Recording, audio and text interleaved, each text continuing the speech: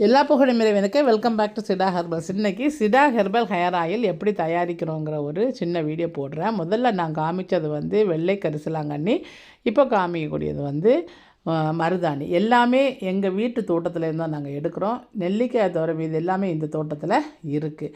அடுத்ததாக பார்க்குறது வந்து கற்பூர வெற்றிலை. இதில் வந்து 2 வெற்றிலை எடுக்கிறேன். அதாவது 1 லிட்டருக்கு தேவையானது மட்டும்தான் நான் இன்றைக்கி செய்முறையில் காமிக்கிறேன். பொதுவாக 10 லிட்டர் 15 லிட்டர் அரைக்கிறது நாங்கள் வந்து உரல்லையே அரைச்சி அதை ரெடி பண்ணுவோம். இப்போ காமிக்கக்கூடியது வந்து கேசவர்த்தினி. இதில் ஒரு சின்ன துண்டு தான் நான் எடுத்திருக்கேன், இன்னும் கொஞ்சம் கூட போடுவேன். அடுத்ததாக பார்த்தீங்கன்னா கீழா நெல்லி. எல்லாமே எங்கள் மூலிகை தோட்டத்தில் தான் எடுத்துகிட்டு இருக்கிறோம். இப்போ நான் வந்து மூலிகை சேகரிச்சிருக்கிறதுனால அதை க்ளீன் பண்ணலாம் இல்லை, லாஸ்ட்டில் க்ளீன் பண்ணி தான் நம்ம சேர்க்குவோம். இது கூட வந்து இது வந்து நான் கரிசலாங்கண்ணின்னு சொன்னல, இது வந்து கருவேப்பிலை. அடுத்ததாக வந்து பார்த்திங்கன்னா நீர் பிரம்மி, அதுக்கப்புறமா வந்து ரோஸ்மேரி, இதுவும் இன்னும் கொஞ்சம் கூட போடுவேன், அது லாஸ்ட் ஸ்டேஜில் போடுவோம். அப்புறமா டீட்ரி தேவதாருன்னு சொல்லுவாங்களே அது, அப்புறம் செம்பருத்தி இலை, செம்பருத்தி பூக்கள், இன்னும் கொஞ்சம் செம்பருத்தி பூக்கள் சேர்ப்பேன். வேதிக்கேட்டர் கற்பூரவல்லி, சாதாரண கற்பூரவல்லி, அப்புறமா அவுரி, வெற்றிலையோட காம்பு, ஒரு சில பிளான்ட்டோட அந்த காம்புகளெல்லாம் நம்ம இதில் நீக்கி சுத்தம் பண்ணணும். இப்போ நான் காமிக்கக்கூடியது நீர் பிரம்மி பிளான்ட். எங்கள் வீட்டில் எண்ணெய்க்கு தேவையான எல்லா மூலிகையுமே பிஸ்னஸ்க்காக வச்சுருக்குறோம். வேணும்னவங்க ஸ்க்ரீனில் தெரியுற வாட்ஸ்அப் நம்பரில் காண்டாக்ட் பண்ணி கூட வாங்கிடலாம். எண்ணெயாகவும் வாங்கலாம், எல்லா மூலிகையும் வாங்கலாம். நான் காமிக்கக்கூடியதான் ட்ரீ, அதாவது சிவப்பு நிற தளர்கள் வரக்கூடிய ட்ரீ வேதிக்கேட்டர் காமிச்சிருக்கிறேன். அப்புறம் வந்து சாதாரண கற்பூரவல்லி.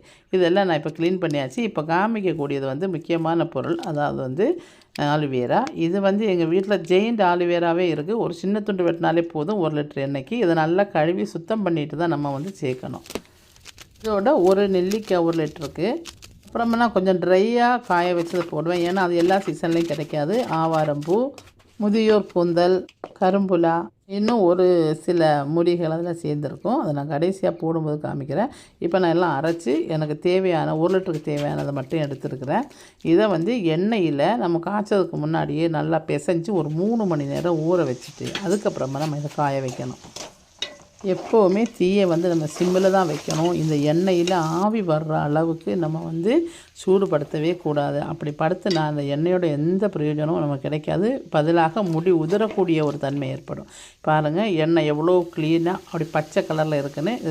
இப்போ நான் சேர்க்குறது தான் அந்த வாசனைக்கான மருகு, மறிக்குழந்து, அதுக்கப்புறமா முதியோர் கூந்தல் வகைகள் எல்லாம் நல்லா காஞ்சதுக்கப்புறமா தான் அதை சேர்க்கணும். சேர்த்துட்டு உடனே நம்ம வந்து ஆஃப் பண்ணிவிட்டு கொஞ்சம் நேரம் இதை வச்சுட்டு அதுக்கப்புறமா தான் அந்த தெளிய வைக்கணும். இன்றைக்கி எனக்கு அவசரமாக வேணுங்கிறதுனால நான் உடனே தெளிய வச்சேன். இந்த மூலிகை எண்ணெய் உங்களுக்கு வேணால் ஸ்கின்ல தெரிய வாட்ஸ்அப் நம்பர் கான்டாக்ட் பண்ண, லைக் பண்ணுங்கள், ஷேர் பண்ணுங்கள், சப்ஸ்கிரைப் பண்ணுங்கள்.